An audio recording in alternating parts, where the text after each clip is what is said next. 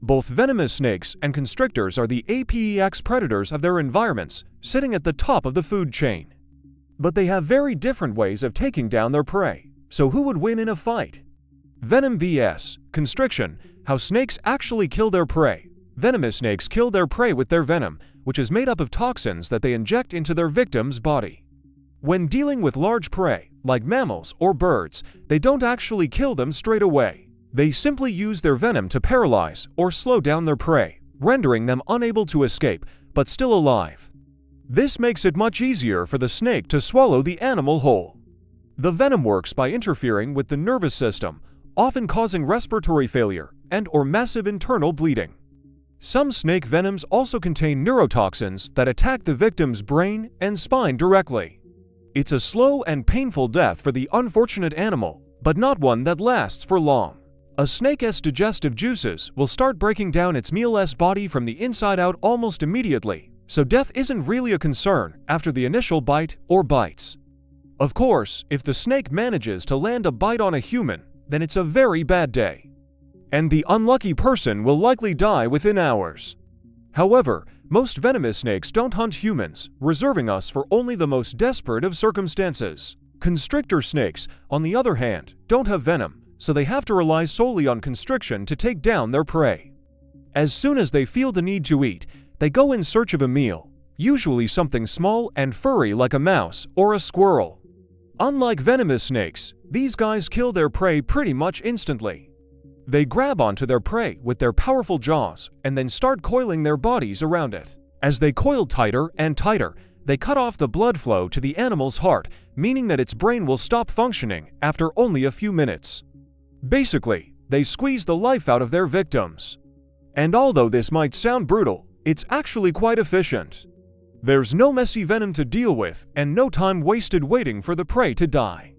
The only issue is that this method doesn't work on particularly large animals. If a constrictor goes after something big, like a deer or a human, it won't be able to kill them straight away.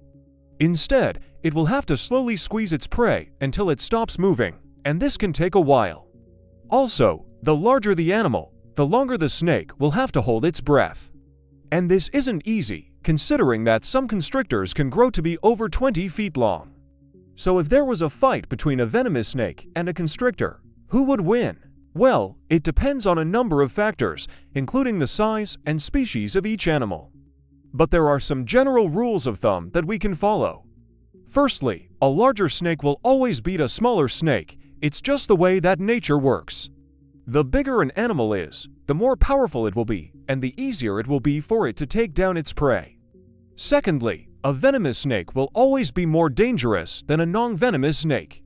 Again, this is just the way that nature works. Venomous snakes have a secret weapon that can take down prey much larger than themselves. So they are always going to be more dangerous than constrictors of the same size. If we put these two rules together, we can see that the most dangerous snake of all would be a large venomous snake. These guys can take down prey much larger than themselves with ease. And because they have venom, they don't even have to worry about being constricted themselves. Small wonder that some people consider them to be the apex predators of the snake world. But what if we put one of these super snakes up against a giant constrictor?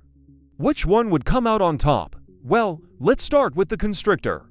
Even though it's a lot bigger than the venomous snake, this isn't necessarily a good thing. The larger a snake is, the harder it will have to work to move its body. This means that it will use up a lot of energy just keeping itself upright, let alone chasing down prey. Not to mention that constrictors have to be careful not to suffocate themselves when they coil around their prey. The bigger they get, the harder this becomes. Because the animal has to squeeze its entire body to kill its prey, it can't afford to make any mistakes. If it squeezes too tightly, it could cut off its own blood supply and suffocate. This is why constrictors tend to be less agile than venomous snakes. They simply don't have the flexibility needed to chase down fast-moving prey. And they also have to be careful not to hurt themselves in the process. On the other hand, venomous snakes are much more agile. Because they don't have to worry about constricting themselves, they can move around much more easily. This makes it much easier for them to chase down and kill their prey. Plus, they have the added benefit of being able to use their venom to paralyze their opponents. This means that they don't have to worry about getting too close to their prey or trying to suffocate them. They can simply strike from a safe distance and then slither over and swallow their meal whole. Of course, this is only half the story. Constrictors do have the advantage of not being able to be poisoned by their opponents. No matter how deadly the venom is, it won't affect the constrictor at all. In fact, it could even make the constrictor hungrier. However, this doesn't necessarily mean that the constrictor will win the fight. After all, even though it's bigger and stronger, it's also slower and more cumbersome. If the venomous snake is quick enough, it should be able to avoid the constrictor's attacks and then strike when the time is right. In the end, it's hard to say who would win a fight between a venomous snake and a constrictor. It really depends on the individual animals involved. If we're talking about two snakes of equal size, then I would put my money on the venomous snake. It's simply more agile and has a secret weapon in its venom. However, if we're talking about a large constrictor versus a small venomous snake, then it's a no-brainer. The big guy will win every time. After all, it's over 20 feet long and can squeeze the life out of anything that crosses its path. The green anaconda is a constrictor that can reach lengths of over 30 feet. That's about as big as a double-decker bus. No venomous snake could win a fight against that. It would be no match for those crushing coils. In reality, however, things aren't quite so cut and dry. There are lots of different species of both venomous and constrictor snakes, and they all vary in size and power. For example, the eastern brown snake is one of the most venomous snakes in the world. Just one bite from this snake can kill a human, and yet it's only about 6 feet long. On the other hand, the reticulated python is a constrictor that can reach lengths of over 23 feet. So it's almost double the size of the eastern brown snake. Who would win in a fight between these two? It's hard to say. The snake would definitely have the advantage in terms of speed and agility, whereas the python would have the advantage in terms of strength and size. Ultimately, it would come down to who strikes first and lands the killing blow. And that's not even considering the possibility of a stalemate. What if the venomous snake bites the constrictor but doesn't kill him?